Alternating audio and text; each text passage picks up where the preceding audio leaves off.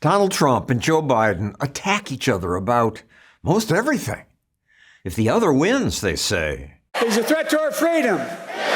He's a threat to our democracy. Crooked Joe and the far left lunatics. But on one important issue, they agree. We're going to put a 100% tariff. 100% tariff on every single Electric vehicles made in China. Both love tariffs.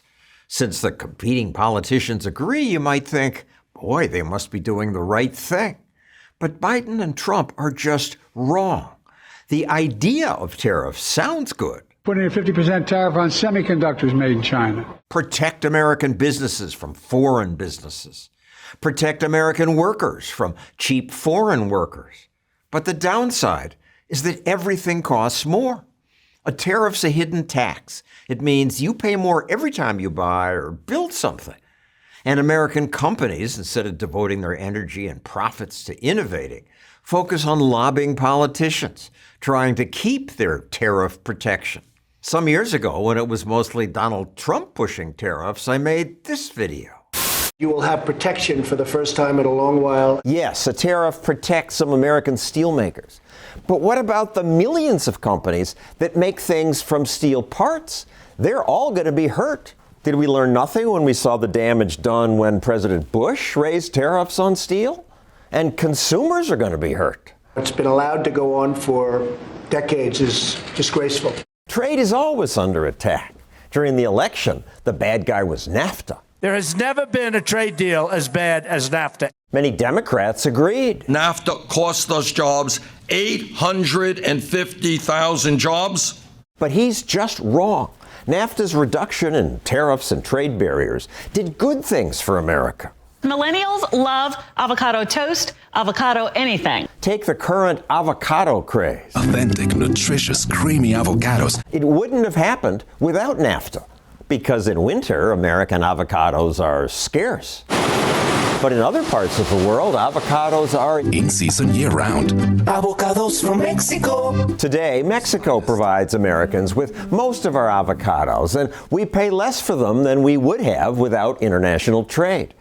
But the imports did not drive American producers out of business. The iPhone is the result of years of innovation. Trade also makes new things possible. Apple gets the special materials it needs for iPhones by going to the Congo, Mongolia, Egypt, Brazil, 63 countries in all. Extract silver and platinum from the main logic board. Materials are shipped to smelters in 34 different countries. Apple could do more of this in the United States, but different places offer different skills.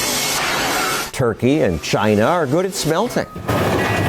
Digging through rock is cheaper in Mongolia. And so on. Apple then ships its refined metal to a bunch of other countries, where it's assembled into phones. An aluminium body and formed sheet of glass.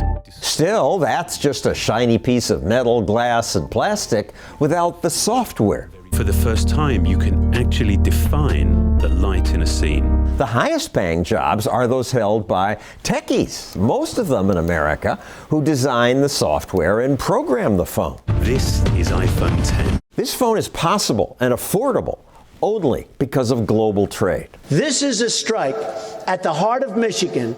But what about trade's downside? Before NAFTA went into effect, there were 285,000 auto workers in Michigan.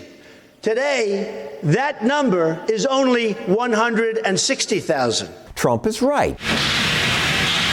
But that's mostly because robots now allow car makers to make cars with fewer workers. The total sales of cars and car parts are up. Americans prosper when we specialize in things we produce most efficiently.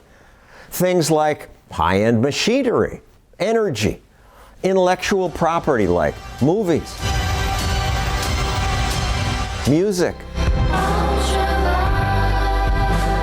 medicines, internet startups. Not only do Americans make more money producing those things, the jobs are better.